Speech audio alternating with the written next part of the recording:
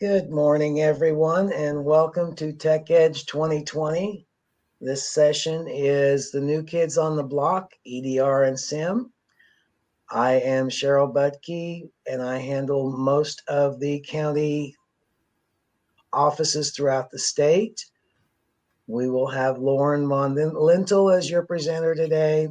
He has been with the company for 13 years. He's our sales engineer and responsible for putting together a lot of the solutions that we provide for our end users. With that said, I'm going to hand it over to Lauren. Well, thank you, Cheryl, and good morning, everybody, and thank you for taking a few minutes of your day to be with us today. Like Cheryl said, this is the new kids on the block, Endpoint Detect and Respond and Security Information Event Management. I will not be making any new kids on the block jokes today, like how your data needs to hang tough or those kinds of things. So I had to resist that a little bit going into this. But what we are going to be talking about is your data security. And I've got a poll here that I'd like you to take just a couple of seconds to answer about, does your data that lives on your network, does it really have any value? And if so, how much? So go ahead and give an answer there. And you can see that my answers are a little bit tongue-in-cheek. Yes, your data does have some value.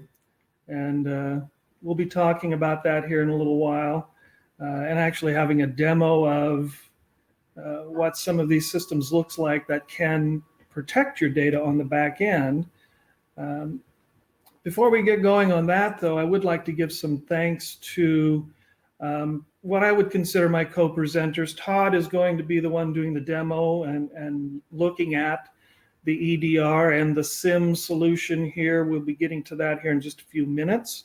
We recorded that last week, so he'll be going through what a ransomware mitigation looks like and what a security event looks like on that monitoring system as well. And Jonathan from ConnectWise as well.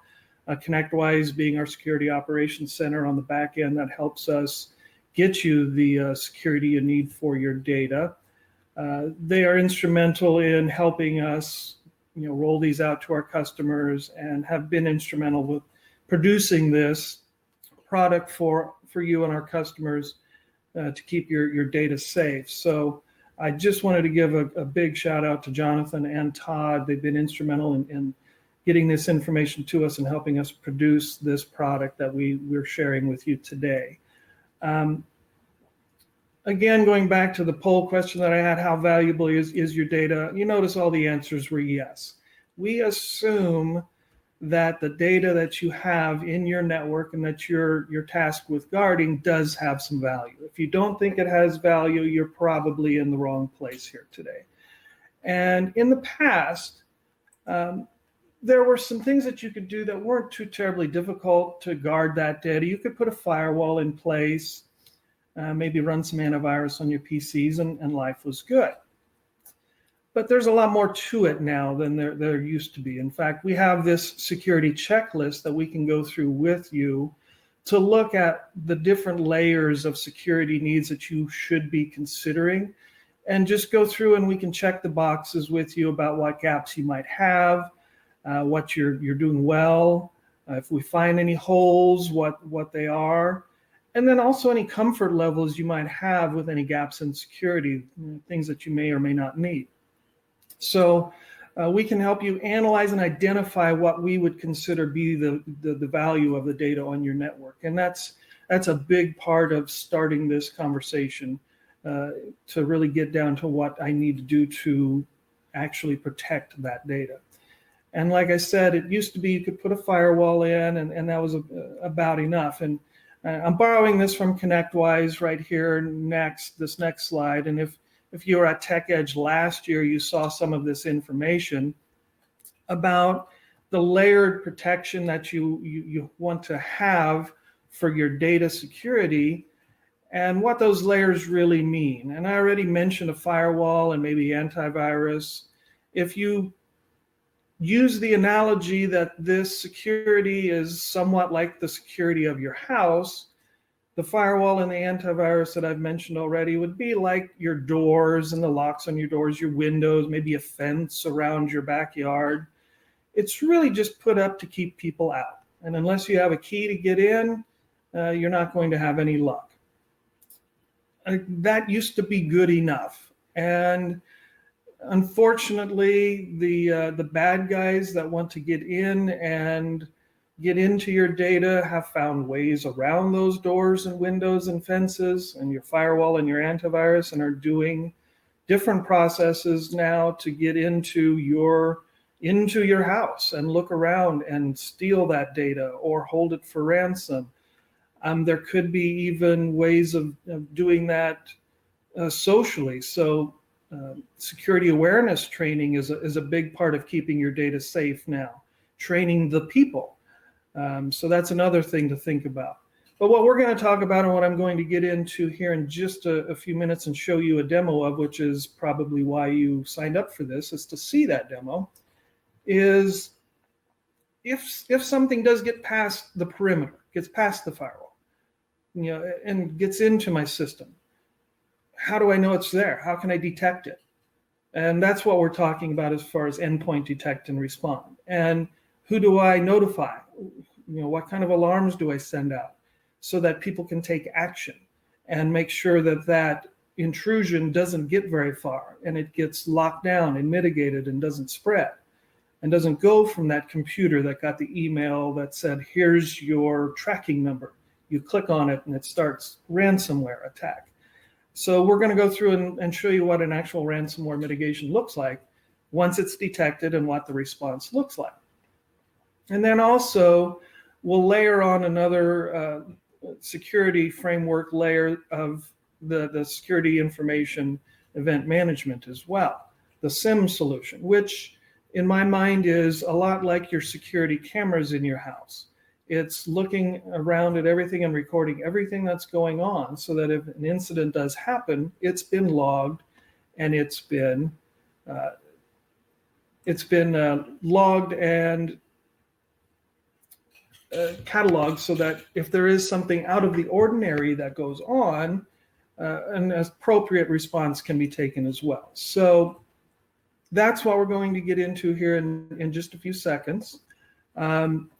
This demo that you're going to see here that I'm going to play a recording of was done last week. And it is the Endpoint Detect and Response system that we use. And it will show you what the Security Operations Center on the back end sees and then the responses that happens. And in the case that you're going to see, it is actually a ransomware that happens, a ransomware event. And then also we're going to get into the security event management system and look at what some of the security logs look like and what some of the incidents that may happen that would cause a response on that system as well in what it deems out of the ordinary as far as what happens. So without any further ado, let's take a look at what this system looks like here on the back end. So let me get to the demo of that. And this is Todd from ConnectWise playing this demo.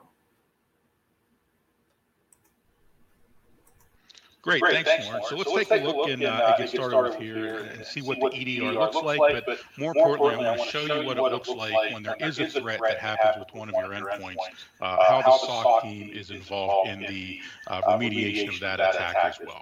So what you see on the screen right here is a list of all the alerts that have happened across the endpoints and what's happening in the day of the life of a SOC technician as they're monitoring this dashboard, watching for alerts as they happen. So if you have an employee that clicks on a link in an email, if they visit a website and something gets downloaded, any of those types of attacks that are happening nowadays that are getting caught from an EDR standpoint that would traditionally bypass what a traditional antivirus would be protecting against, those are the types of alerts that we're going to see here. Now, about 97% of the attacks that happen are killed pre-execution. And you will see in the statuses over here where it says actions done, it'll show whether something was killed and quarantined already just from the technology itself. A couple other things that our SOC team was going to see is Was this a threat that was detected by the continuous monitoring, or was it something that was detected when the agent was first installed and the entire machine was scanned and it found some dormant malware that was sitting around, or maybe some dormant ransomware or something like that. So when one of these threats do appear on the dashboard, there's going to be a threat analyst at the SOC that begins our investigation. And what they'll do is pick the alert. So they triage these on importance, and they'll see this one's actually happened 4 times. 3 times it was completely killed, quarantined, remediated, but 1 time it actually did a little bit of damage to the machine and affected the end user. So the threat analyst is going to drill into that malware or into that alert.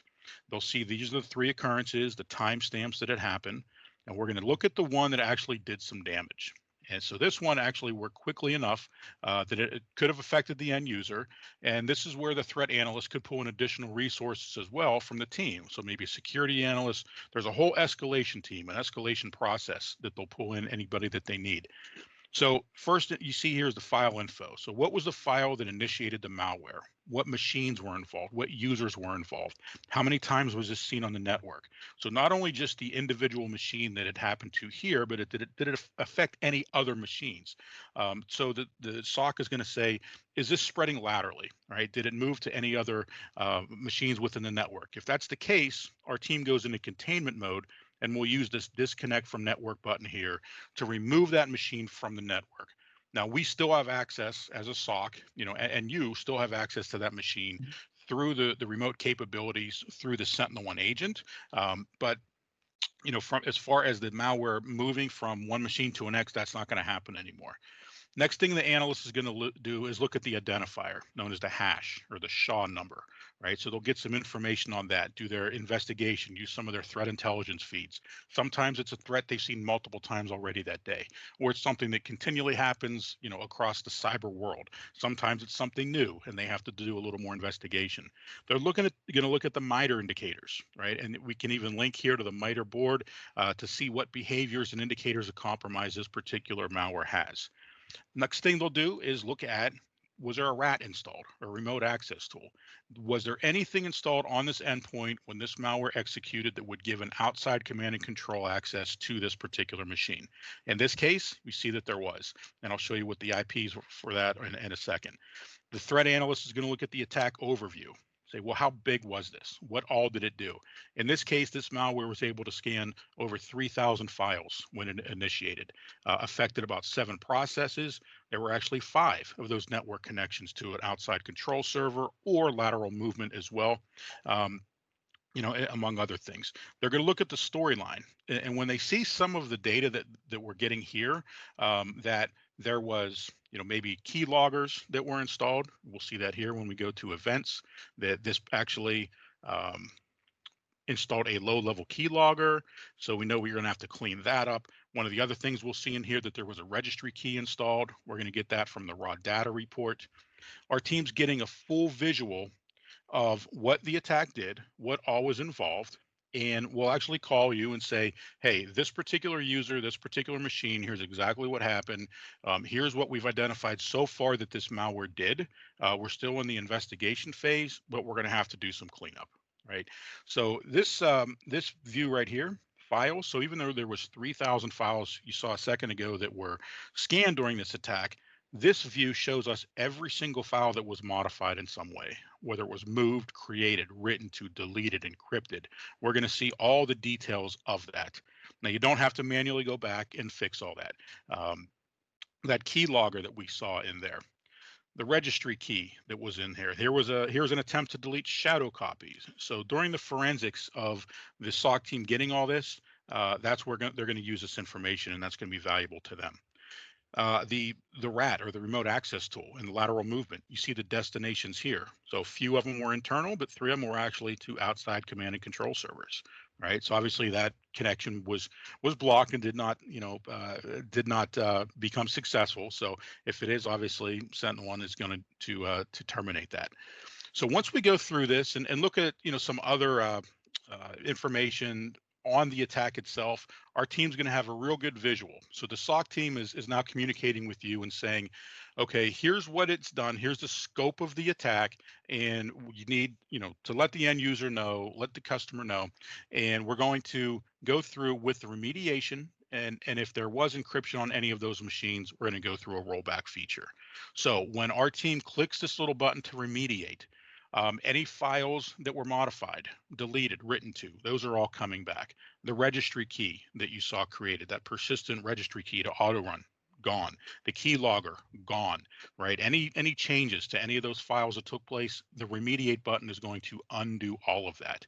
Now, if any of the files were encrypted because it was a ransomware attack, this rollback feature right here is actually going to roll back the encrypted files to a previous good state. Therefore, it's going to save you a ton of money on, ransomware payments. You don't have to worry about getting a cyber account or, Bitcoin and so forth. You're not going to be down for days or weeks, while you're trying to negotiate and use decryption keys to get all your data back. You're not going to have to worry about using your backup solution and, going through all of that process as well. So remediate and rollback are huge, huge benefits. And when you combine that with the security operations center team really being your eyes and ears and the professional security experts that are, on your team and on your staff, that's where the huge value and the benefit comes in from this EDR solution with the SOC. Yeah, very nice. Now, how is that different compared to a SIEM solution? Right. So the SIEM, thanks, Lawrence. So the SIEM actually works kind of hand in hand with the SOC. So the same SOC team that is working with the alerts from the EDR is also working on the alerts that occur from the SIEM dashboard. Okay, so same team, same set of security experts. Now on the SIEM dashboard, it's going to look a little bit different. Right now, we're looking at a reports dashboard. So you do get reporting on all of the alerts that occur. Some are going to be daily security summary reports that happen. But if you have compliance needs, whether it's HIPAA, payment card industry, or PCI, maybe you follow the NIST framework or GDPR framework, there's all reporting on that as well. One of the things that we recommend is when you're looking at the daily security summary reports, this would be, maybe once every morning, you take a look at the reports from the previous day and see what sort of malicious activity or suspicious activity did we actually have.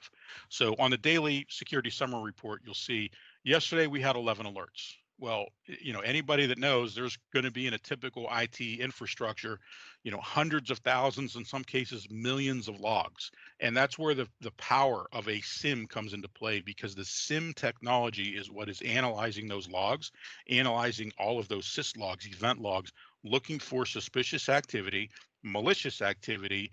And in our case, we're even correlating or combining alerts together and looking for a pattern or a chain of events that would indicate that there's something malicious going on. All right, and our SOC team is going to investigate that.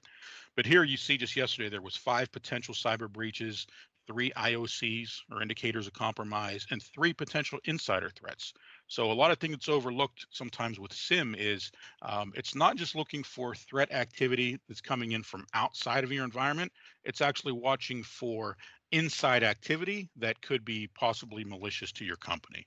Like maybe you have a rogue employee or a disgruntled employee or something like that.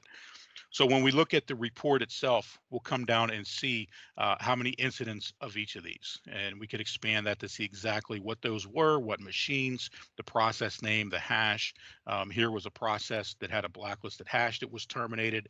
In this case, it was a process that actually was running on this Workstation 1 machine at Acme Company that was remoting to an address in the Netherlands. So, depending on your organization, maybe you are in the Netherlands, maybe you work with companies in the Netherlands, but maybe you should have absolutely nothing going on with the Netherlands. So this gives you good visibility into that.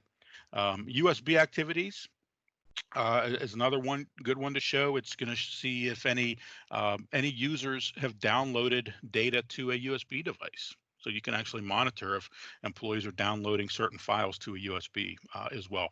New software installed. So sometimes it's perfectly fine.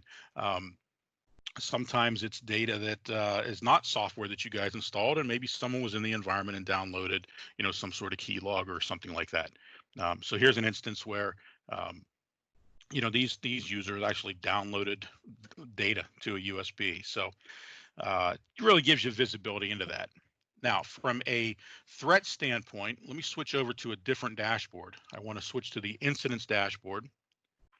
And this is the dashboard that the SOC team or the Security Operations Center team is watching 24 hours a day, 7 days a week. nights, weekends, holidays, everything. There's multiple dashboards when it comes to incidents. One, if you want to look at trending, what's happening for the last 7 days, what types of alerts are you getting? How many are critical? How many are more informational? So, obviously there's going to be alerts that come up and you're going to have trending for that. We can use graphs to see what are the top 5 at-risk machines. What are the top 5 types of threats that we're seeing? So you can break it down, per machine, per threat, lots of different ways. There's graphing involved, and you can get really granular. So this would be machine by machine to show types of threats for each of those. Tabular view gets a little bit cloggy. There's a lot here when it comes to alerts. So this is a giant list that's going to show all of alerts that have happened. So if you do need to drill down into a specific alert and get the details of that. So here was excessive login failures from this particular IP address. So this was an intrusion source activity. Obviously that was not successful, but there were excessive login failures. So it was not a successful breach. These were failures, but we're making you aware of that and showing you that. The view now that I want to show you that is what the SOC team has eyes on glass, 24/7 would be this tile view of incidents. So you'll notice that some of these alerts here are orange, some are yellow. There's also blue, green, there's red. It's all dependent on the severity scale of that particular alert. So what will happen is, as a threat analyst at the SOC is seeing a critical alert activity, they'll be able to know, okay, how many times did it happen? In this case, there was 3 incidents of audit logs being cleared on 2 different machines. I could click that to see what those machines are, but I want to show you the list view of this as well, and we'll see what those 3 incidents are. All right, so twice it happened on workstation 1, once it happened on the domain controller 1, and this is at Acme Corporation. So if I wanted to, again, I could expand the log detail, and I would see exactly what was done with deleting audit logs or event logs. And in this case, it was Jessica. Now, maybe Jessica's a person on your team and that's what she's there for. And this machine has low disk space and clearing audit logs, perfectly normal. Fine, Jessica, maybe you need to upgrade that machine so it has more disk space. But in this case, we can just mark this as acknowledged and say, okay, this is nothing to see here, nothing to be worried about. But the other thing you could do is email this incident to the SOC and say, we don't have someone named Jessica. Jessica shouldn't be doing this. What else is going on here? And you can escalate this to the SOC as well. So our team is using these alerts. And when we do see a series of activities or would indicate a critical, security incident or a breach, again, that's where our team is calling you as well, just like we would from the EDR standpoint. So if the end user infected, if there's damage to a machine, if there's cleanup that needs to be done, that's when we're going to be giving you a phone call.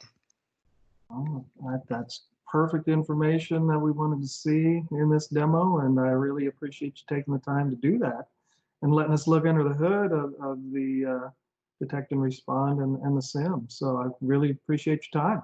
Yeah, absolutely, Lauren. And there's, this is just a quick glimpse of what it would look like day to day with the SOC and some threat activity. Obviously, there's a lot more when it comes to reporting and, users and multi-tenancy and all that great stuff too. Yeah, so we just barely scratched the surface. Absolutely. What this can do. So it's great information. Appreciate it. You're very welcome.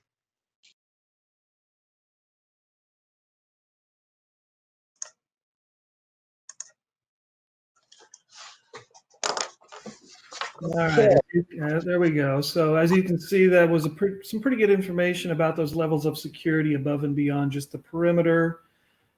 Some solutions that can take over and mitigate those instances when something may get into your network.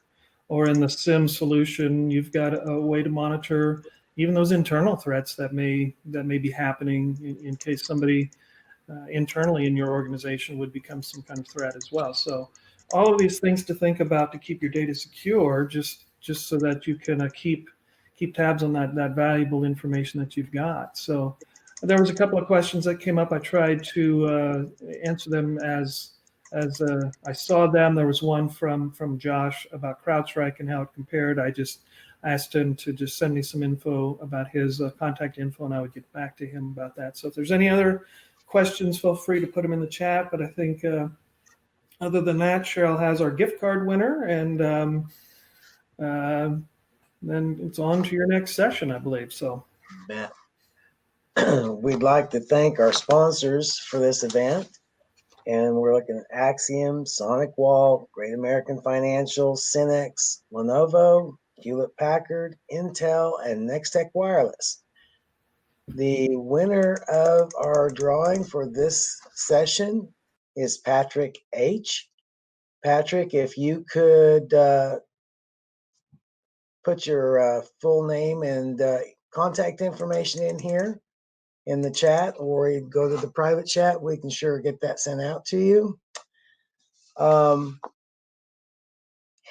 the next session coming up, if you want to go out to it'll end the webinar, and then you can go ahead and select the next session to go to for the rest of the 2020 Tech Edge. Yeah, a couple more questions came up, and I'll get them answered in the chat as well, specifically about the checklist. Yes. If that security checklist that I showed, that's available from anybody at Nex-Tech. We'd be happy to get that to you and go through it with you to take a look at those areas that you need to be looking at. As far as the impact of a performance of the machine, I don't have any statistics on that. I do know that it has a very, very small footprint. Just like any other software running on a machine, it is going to use up a bit of resources, but it is definitely not resource intensive. So it's not going to be a resource hog as far as memory and processing goes. Very small footprint as far as data as well. So minimal impact. But and then Trenton, are these types of reports provided on scheduled? Absolutely scheduled intervals. They go out by default. Most of them will go out monthly, but we do have some customers that want to see them more often, weekly, And then there's other reports that are annual reports, and those that are needed for auditing purposes and compliance needs. So the reports are definitely generated, and even on demand. They can be generated on demand as well.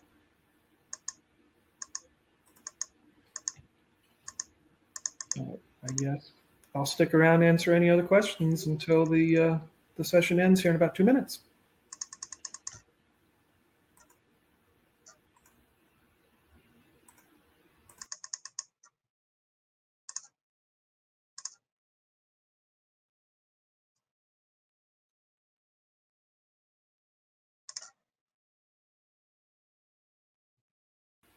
And again, thank you everybody for showing up and taking some time out of your busy day to spend it with us.